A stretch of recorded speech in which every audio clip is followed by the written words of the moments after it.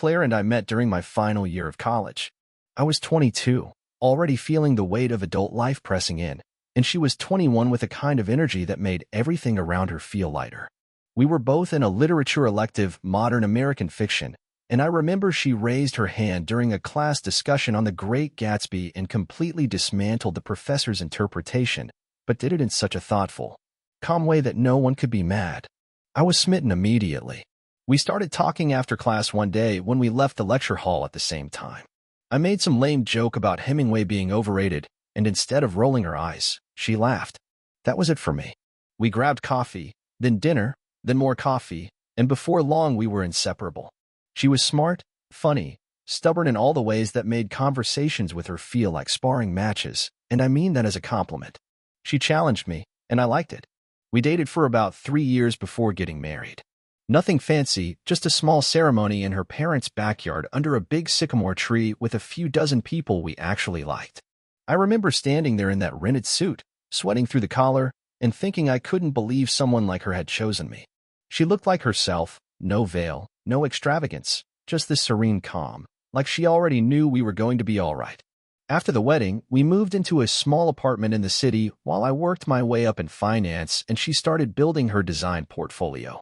Claire's always had this incredible sense of style. Even when we were broke, she could make our apartment feel like something out of a home magazine just by rearranging a few things and hanging the right kind of curtains. She freelanced at first, picking up graphic design gigs, and over time, word spread, she built a solid client base from scratch.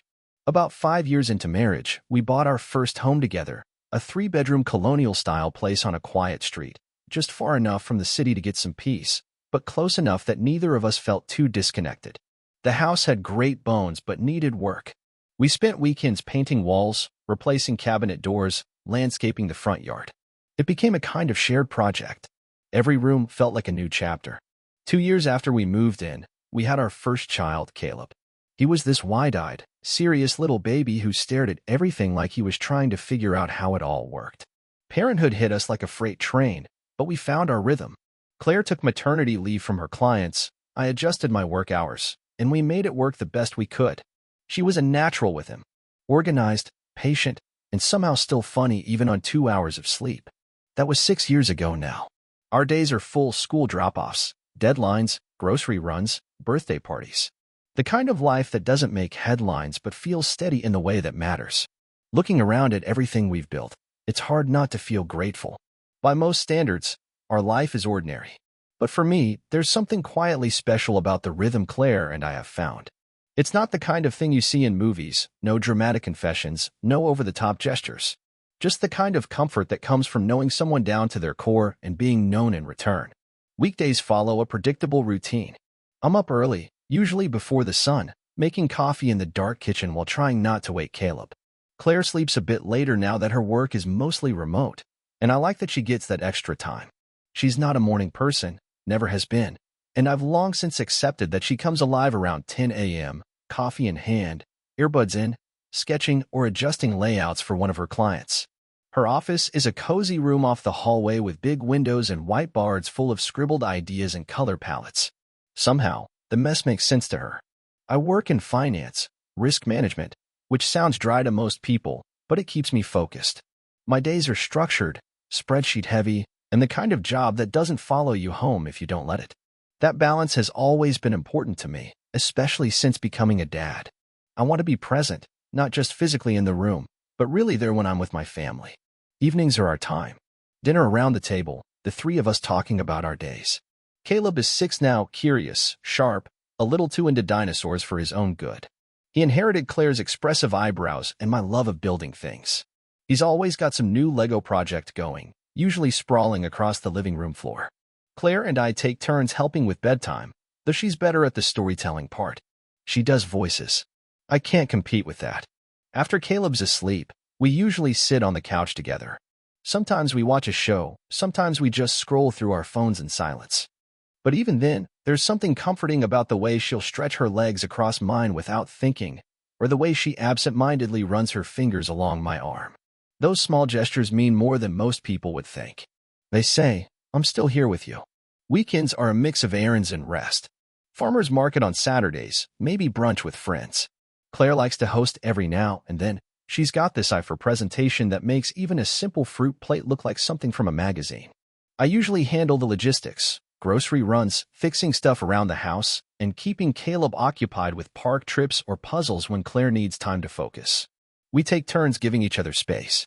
That's one of the things I've always appreciated about our relationship. There's respect built into it. If she needs a weekend to herself to work or see friends, I take over. If I need a night out with coworkers or just a breather, she gets it. There's never been drama about that kind of thing. We trust each other. I guess if someone asked me what our marriage was like, I'd say, steady, real, built on years of shared moments, small compromises, and mutual effort. Not flashy, not always exciting, but genuine. And, up until now, it's felt strong. It's easy to forget how much of life is made up of the in-between moments. Not the big milestones, but the quiet habits that form over years, the shared glances during grocery runs, the little shoulder squeezes in passing, the familiar way she says, "Hey," when I walk through the door. That's what our marriage became over time. Not less passionate, but more rooted. Familiar in a way that felt earned. Claire and I have always split the load pretty well. She handles all things creative, party planning, birthday gifts, making the house look like it belongs on a Pinterest board. I handle the numbers, the long-term planning, the tax spreadsheets that make her eyes glaze over. We don't always see eye to eye, no couple does, but when we disagree, it rarely turns into anything loud. We've always had this unspoken agreement. Don't fight to win, fight to understand. It's one of the things I respect most about her. Caleb started first grade this year, and that alone feels like a milestone. He's got Claire's stubborn streak, but my tendency to overthink everything. We joke that he's destined to become either an inventor or a lawyer, depending on the day. He asks a million questions, wants to know how things work, why people do what they do, what happens when trees die. Claire answers with imagination, and I answer with logic. Somewhere in between, we give him a complete picture. We talked for a while about having a second child. It wasn't a rushed decision, more of a slow-burning conversation that resurfaced every few months, usually when we were watching Caleb sleep or when Claire scrolled through photos of him as a baby and got that soft look in her eyes. I wasn't against the idea. Far from it. I just wanted to make sure we were both ready for another round of sleepless nights and diaper runs. But when we finally said yes, it felt right. Like the next natural step. We'd settled into a groove, the three of us. Dinners with the radio playing low, the dog snoring by the back door, Claire humming absent-mindedly while she loaded the dishwasher.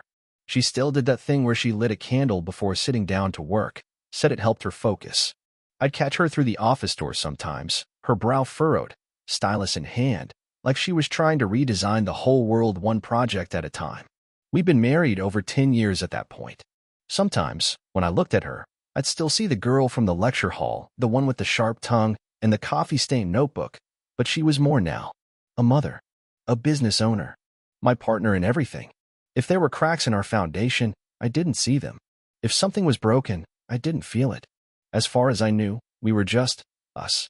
Still building, still growing, still choosing each other every day. The day Claire told me she was pregnant again, it was raining. Not a dramatic downpour, just one of those slow, steady drizzles that darkens the pavement and makes everything smell like wet grass and quiet.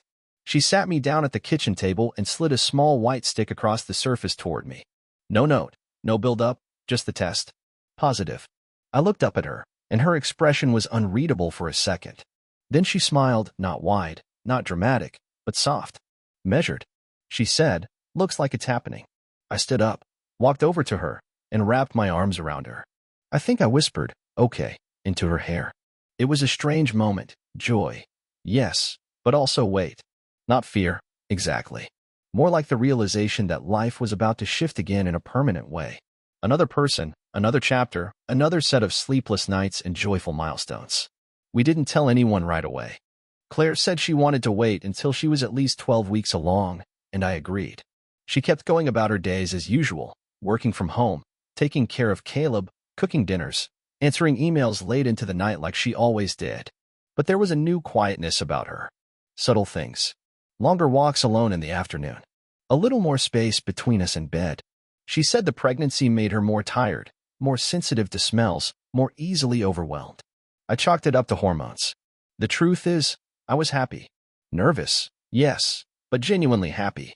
I'd always pictured 2 kids, And this felt like we were heading toward the kind of family life we talked about all those years ago. We started flipping through baby name lists again. She mentioned wanting to repaint the guest room. I dug the crib out of storage in the garage and started wiping it down. Caleb didn't understand at first. "So the baby's in mommy's belly?" he asked one night, frowning at her stomach like it was supposed to start showing immediately. We all laughed. Claire reached for his hand and placed it gently on her abdomen, even though she wasn't really showing yet. "Right here," she told him. "But it'll be a while before you can meet them." We started making room not just in the house, but in our heads. I took on extra hours at work to pad the savings a little. Claire eased off her workload, dropping a few of her more demanding clients. The routine shifted. We all shifted. But under the surface, I could feel something else. Something I couldn't name yet. Not anxiety exactly. Just a sensation, like the current had changed direction ever so slightly. I told myself it was just the natural adjustment. A new baby always brings change. I convinced myself we were just entering a new phase of our life. And in many ways, we were. I just didn't know what kind of phase it was. Not yet. If you'd asked me even a few months ago how things were between Claire and me, I would have said solid. And that would have been mostly true. But lately, since the second pregnancy, something's been off. Not dramatic. Not explosive. Just different. At first, I chalked it up to hormones, exhaustion, the usual shifts that come with carrying another child. And maybe some of it is that. I want to believe that. But the last few weeks, I've found myself watching her a little more closely. Not out of suspicion, exactly, more like confusion. She's been quieter. She says she's tired, and I believe her. But it's not just physical fatigue. It's like her mind is somewhere else. When we talk, she drifts. When I touch her, even casually, there's a slight pause before she reacts. Sometimes she doesn't react at all. I try not to overthink it, but it leaves this strange echo behind, like I missed something. The other night, I found her in the nursery, Caleb's old room that we're converting again, just standing by the window. She didn't hear me come in at first. When I asked what she was doing, she said, "Just thinking," and gave me a smile I couldn't quite read. Her eyes were glassy. I wanted to ask more, but she changed the subject before I could. She's also been going out more. Not constantly, and not at weird hours, just more than usual. Running errands, meeting a client, dropping something off. Normal things. And they very well could be normal. But they've been stacking up. The kind of things that, on their own, wouldn't mean anything. But together, they create this low hum of uncertainty I can't seem to shake. She's been guarding her phone a little more too. Again, nothing blatant, just small things. Turning the screen away. Picking it up as soon as it buzzes. Walking into another room to take a call. I've never been the type to monitor her phone or track her time. That's not how we operate. But I'd be lying if I said I hadn't noticed. Last week, I asked if she wanted to plan a weekend trip before the baby came. Just us, some time to connect before everything shifted again. She hesitated. Then she said, "I'm just not in the headspace for that right now." No apology, no follow-up. Just a flat answer. She said it like she was turning down a meeting request, not a getaway with her husband. It's not that I think she's hiding something. Not yet. But there's a feeling I can't name. A disconnection that didn't used to be there. We still function. We still talk about Caleb's schoolwork, the groceries, the bills. But the warmth underneath, the thread that used to run through it all, it's not as strong as it used to be. Sometimes it feels like we're just checking boxes next to each other. Maybe I'm overthinking it. Maybe it's just the season we're in. Or maybe it's something else. I'm not sure what to make of it yet. But I'm starting to pay attention. I've started noticing the small silences more than the actual words. Claire and I still talk, of course. We go over schedules, discuss what groceries we need, whether to get Caleb new shoes before the school year ends. On paper, everything looks the same. But it's like the life behind the lines has dulled. The way she looks at me has changed. Not cold, not angry, just distant. Like her eyes land on me but don't stay long. She's been working later, which makes sense. She picked up a few new clients recently. She told me she needed to keep things running smoothly before she went on maternity leave. That part one understood. What I didn't expect was how reluctant she seemed to share anything about her projects. Claire's always been open about her work. She used to pull me into her office and say, "Tell me which one looks better, or do you think this logo feels too aggressive?" Now, when I ask about what she's working on, she gives me vague answers. Just revisions, or clients being picky. She never opens her laptop near me anymore. She used to sit on the couch and design while I caught up on emails. Now she disappears into her office, closes the door, and says she needs to focus. A few days ago, she got a call around 9 p.m. I was in the kitchen finishing dishes, and I heard her phone vibrate across the counter. She glanced at the screen, picked it up without saying anything, and walked out onto the patio. I could see her through the window, back turned, arms crossed, voice low. When she came back inside, she said it was a client. But her face was tight, her expression unreadable. I nodded and didn't ask anything else. I want to believe her. I do. We've always trusted each other. I've never been the guy to check phones or track texts or wonder who she's texting. But lately, I've started catching myself glancing at her screen when she's not looking. Not out of paranoia, more like instinct. Like something in me is trying to confirm what my brain won't even admit I'm thinking. Last night, I offered to give her a foot rub. She used to love that, especially during her first pregnancy. But she just smiled faintly and said, "I'm okay," then shifted on the couch and pulled a blanket up to her shoulders. I don't think it was meant to hurt. But it did. Caleb doesn't notice anything. He still runs to her every afternoon, still asks her to read bedtime stories. That's been the one place where everything feels the same, when the three of us are together, eating dinner or playing games or walking the dog. It's like the air stabilizes. But when it's just the two of us, something's missing. There's no fight. No tension I can point to. But the silence between us has changed. Not just in length, but in weight. I can't explain it.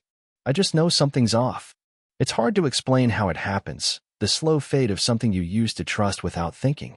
One day you're holding hands on the couch without needing a reason, and the next, your fingers hover over hers and pull back because it suddenly feels unfamiliar. Not unwelcome, just wrong. Like you're reaching for a version of someone who isn't there anymore. Claire is still Claire in every outward way. She still leaves her coffee cup by the sink instead of rinsing it. Still folds the towels in thirds even though I keep telling her it takes up more space in the closet. Still sings along to old 90s pop when she's cooking pasta. But lately, it feels like I'm watching someone play a part in a life they've already stepped out of. Her smile reaches her mouth, but not her eyes.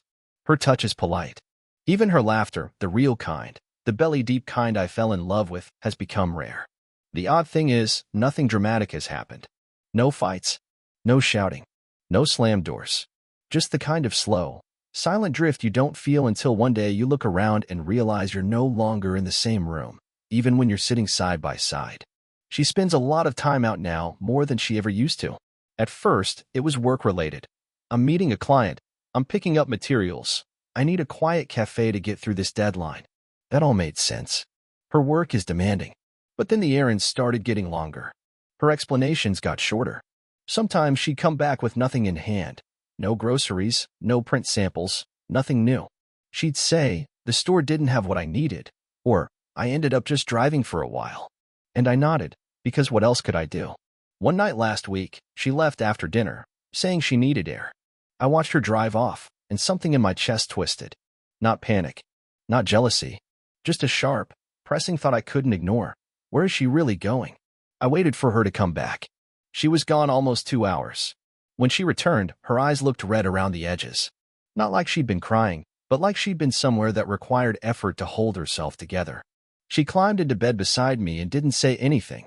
I lay there in the dark, staring at the ceiling, wondering why the silence between us suddenly felt so full of meaning. The next morning, I found myself Googling something I never thought I'd type: how to know if your wife is emotionally pulling away. The articles were generic. Signs of stress, communication breakdown, emotional disconnection. Nothing I didn't already know. But seeing the words written out hit me harder than I expected. I closed the tab and sat in my car before work, just staring at the dashboard, hands resting on the steering wheel like I was waiting for someone to start the engine for me. I haven't told anyone what I'm feeling. Not my brother, not my closest friend. I haven't even written it down anywhere except here. Because even now, I don't know if I'm imagining it. I don't have anything solid. No proof. Just this sinking sensation in my gut that something important has shifted between us. That maybe it's been shifting for longer than I realized. I love my wife. I do. I love the life we've built. But sometimes I wonder if I'm the only one still standing in it with both feet. And I'm scared that if I ask her directly, I'll hear an answer I'm not ready for. I didn't take the test because I thought I'd find something. I took it because I wanted to silence the voice in my head, the one that had been growing louder, more insistent, no matter how hard I tried to quiet it. It wasn't about suspicion, not exactly. It was about this aching need to prove to myself that the doubt wasn't real. that it was just stress or fatigue or imagination, that the growing emptiness between Claire and me had nothing to do with anything beyond what we'd already talked ourselves into believing. New baby, changing schedules, distance that would heal itself in time. It started as something practical, almost casual. I was reading an article about genealogy tests and kids being able to trace their heritage, and I thought maybe it would be something fun for Caleb to do someday. So I ordered one. Just for me. I didn't tell Claire because, honestly, I didn't think it mattered. When the results came back, it didn't feel dramatic at first. I opened the email on a Monday morning, sitting at the kitchen counter while the coffee brewed. Most of it was what I expected: Irish, German, a little Scandinavian. But when I scrolled down to the part about shared relatives and immediate matches, I froze. Caleb wasn't listed. Neither was the new baby. Not even as low probability. At first, I thought it was a mistake. Some sort of tech glitch or incomplete analysis. I went back and double-checked the data. Then I checked again. I looked up how the results worked, trying to find any possible explanation that didn't lead where my mind had already gone. I ordered another test from a different company. This time, I swabbed Caleb's cheek myself, sealed it, mailed it, and waited 3 excruciating weeks. I didn't say a word to Claire. Not because I was hiding anything, but because I couldn't even form the shape of the thoughts yet. I couldn't put into words the storm building beneath my skin. The second test confirmed it. Caleb is not my biological son. I stood in the living room holding the printed results in my hands while Claire was upstairs napping. My fingers went numb. My heart didn't even race. It just slowed. Like my body knew something my mind hadn't yet caught up to. I sat down on the couch and read the page over and over again, trying to make it say something different. It didn't. It said that for over 6 years, I had loved and raised a child who was not mine. And it said, without ever using the words, that my wife had been lying to me for longer than I could possibly imagine. I didn't cry. I didn't scream. I didn't even move for a long time. I just sat there, staring at the edge of the paper where it had curled in the printer, and I felt everything inside me quietly rearrange. Like I had walked through a door and couldn't go back. A week later, I tested the baby too. The results came in yesterday. Same answer. Not mine. There is no more doubt. No more guessing. No more waiting for clarity. The truth has arrived. Cold, mathematical, unforgiving. I don't know what I'm going to do next, but I know this. The woman I married has been living a second life beside me for over a decade. And now? Now she has no idea that I know. There are moments in life that feel like they split time in two. Before and after. The second I read those results, my life became divided down the middle.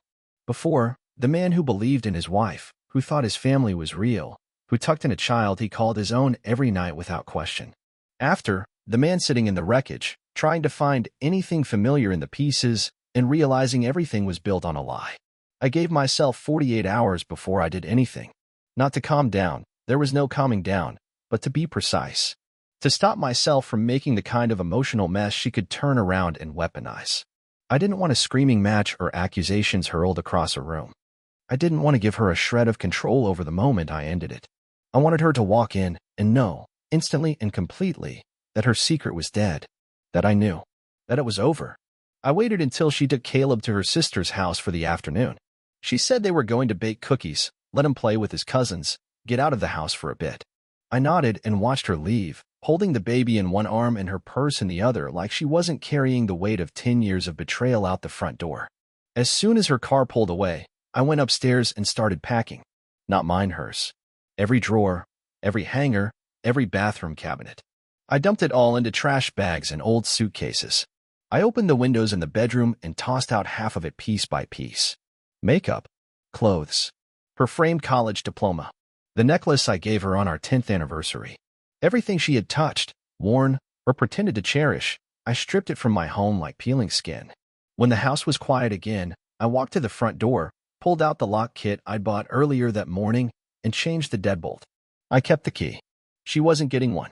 She called around 6:30. I didn't answer. She texted, "Hey, we're heading back now. Want me to grab dinner on the way?" I didn't respond. At 6:52, she texted again, "Garage code isn't working?" At 6:54, my phone started ringing. I let it ring out. Then again. Then again. At 7:05, I heard pounding on the front door. Not knocking, pounding. Caleb's voice behind her, asking what was wrong.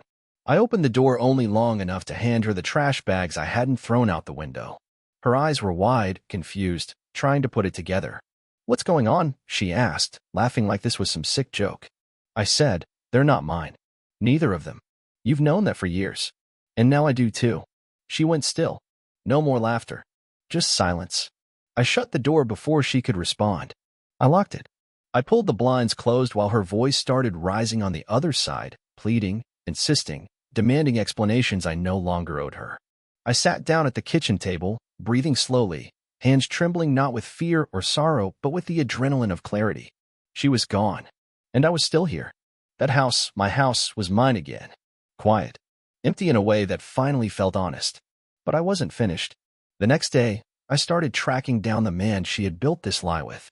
I didn't know who he was, not yet, but I had pieces, times, gaps in her stories. A few old emails I'd written off back then as nothing. I started putting them together like a puzzle, and the picture that formed was clearer than I expected. I found him older than me, someone she used to know from work. They reconnected a decade ago, apparently, and they never stopped. When I figured out where he lived, I didn't do anything reckless. I didn't show up yelling or making threats. I just left a letter taped to his door. Simple. Direct. She lied to me for 10 years. She will lie to you too. The kids? They're yours. You deserve to know. Then I walked away. Let them tear each other apart. Let her explain to him the same way she once explained things to me, smooth, easy, with a half smile and 1,000 tiny omissions. Let him try to make sense of it now. I am done trying.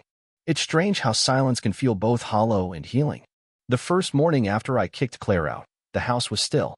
No soft footsteps above me. No Caleb calling from his bedroom. No baby crying down the hall. Just me. My coffee. The hum of the fridge. I sat at the kitchen table where I'd once stared down at a DNA report, and this time, I just breathed. I don't know what I expected to feel, maybe rage, maybe regret. But it wasn't either. It was more like weightlessness. Not joy. Not relief. Just the slow realization that everything I was holding up no longer had to be carried. The house stayed quiet for a while. Days turned into weeks. I worked. I ran. I cleaned things that hadn't been cleaned in years, not because they needed it, but because movement helped. I started sleeping through the night again, something I hadn't done in months. I stopped dreaming about explanations. Stopped replaying conversations, looking for signs I missed. At first, I missed Caleb. I won't lie about that. The hardest part of all this was realizing he wasn't mine, not by blood, not by law, not anymore. He'd called me dad for years, clung to my neck after bad dreams, asked me to read the same bedtime story 3 nights in a row. And now, that was gone. Claire didn't bring him back to the house. Not once. Maybe she was too ashamed. Or maybe she wanted to keep him shielded from the fallout. I don't know. I never asked. I didn't reach out. And that was a choice. Not because I didn't love the boy I raised. I did. I always will. But I had to protect whatever was left of myself, and I couldn't rebuild anything while standing in the ruins of something false. I got back in touch with old friends, people I drifted from during the marriage without realizing it. Had beers with guys from work, joined a hiking group on weekends. I found a rhythm that was entirely my own. No negotiations, no compromises, no quiet tension waiting under every conversation. About 2 months later, I met someone. Her name is Emily. She works for a nonprofit, local environmental projects mostly.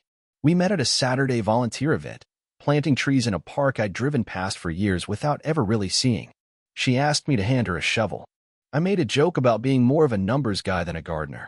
We laughed. It was nothing big, nothing electric, just easy. We grabbed coffee the next weekend, then lunch, then dinner. She didn't ask too many questions. I didn't overshare. We moved slowly, and that was good. Needed. I told her eventually about Claire, about the kids, about the test that changed everything. She didn't pity me, just listened. Said, "That's a lot," and let the conversation pause naturally. No pressure. No fixing. Being with her feels different. Not like starting over, but like starting fresh. Like I'm building something from the ground up, this time with open eyes and no borrowed dreams. The pain hasn't disappeared. I won't pretend it has. But it no longer owns me. I'm not the same man I was 10 years ago. Not even 6 months ago. And thank God for that. It's been almost a year now. I think about that sometimes, not in disbelief, but with a kind of calm. A year since everything I thought was real was torn down in one sentence, one piece of paper, one awful, silent realization. A year since I found out that the life I'd built was rooted in someone else's lie. And yet, here I am, still working, still sleeping through the night, still cooking my own meals and watering the plants and folding clean laundry, still getting up early on weekends and walking through my neighborhood like the world didn't end, because it didn't. Not really. It just changed. I don't think about Claire much anymore. Not the way I used to. She exists in my memory more like a person from another life than the woman I once promised everything to. I never reached out again. Never asked for explanations. Never invited closure. Because truthfully, I already had it. The moment those results came back, the fog lifted. And once you see someone for who they are, there's no one seeing it. I heard, through someone else, that she and the man she'd been seeing didn't last long. That things got ugly between them. That he moved out. That she's on her own now with the kids. I don't take any joy in that. I don't take anything from it. I've made peace with the fact that her choices weren't about me. They were about her. Her needs. Her dishonesty. Her fear of truth. I just happened to be the one who stood beside her while she lied through her smile. Sometimes I wonder what Caleb will grow up thinking. Whether he'll remember me. Whether one day he'll piece it all together and have questions that no one can fully answer. I hope, at the very least, he'll remember that I loved him. That I showed up. That I tried. That I was his father in all the ways that mattered, until I couldn't be. Emily's still in my life. Things are slow, gentle. We take it a day at a time. There are no big declarations, no desperate grasps for permanence. Just trust, honesty, and space to be yourselves. It's not a rebound. It's not a distraction. It's something new, and I'm grateful for it. I won't say this story has a happy ending, but it does have a clean one. And sometimes, that's the best you can ask for. I came here to tell it, not because I wanted sympathy, but because writing it down helped me reclaim it. These weren't just things that happened to me. This was my life. And now it's mine again. If you're reading this and going through something similar, I'll leave you with this. You are allowed to walk away from the version of your life that was built on someone else's lies. You are allowed to protect your peace, even if it means letting go of people you love. You are allowed to begin again. I did. And I'm still here.